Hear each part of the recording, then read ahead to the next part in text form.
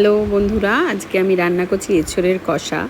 তো এখানে আমি টমেটো কুচি করে নিচ্ছি। তোমরা দেখতে পাচ্ছ ছোট ছোট করে স্লাইস করে কেটে নিয়েছি। পেঁয়াজটাকেও বড় বড় পিস করে কেটে নিয়েছি, বিকজ এটা মিক্সিতে দেবো বলে।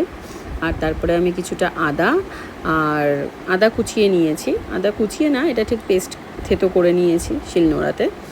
আর রসুনটাও কিছুটা শিলনোড়াতে থেতো করে নিলাম একসাথে।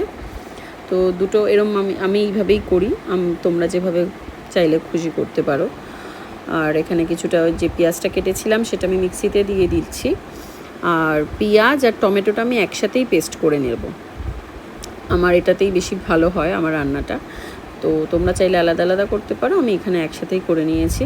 এখানে আমি গ্যাসটা জ্বালিয়ে দিলাম। তারপরে আমি তেলটা সর্ষের তেলও কিছুটা দিই আর কিছুটা সাদা তেলও দিই। আর সর্ষের তেলে আমি আলুটা ছেড়ে দিলাম, স্লাইস করা আলুগুলো ছেড়ে দিলাম। ফার্স্টে আমি আলুটা ভেজে নেব, তার মধ্যে কিছুটা হলুদ দিয়ে ভেজে নিচ্ছি।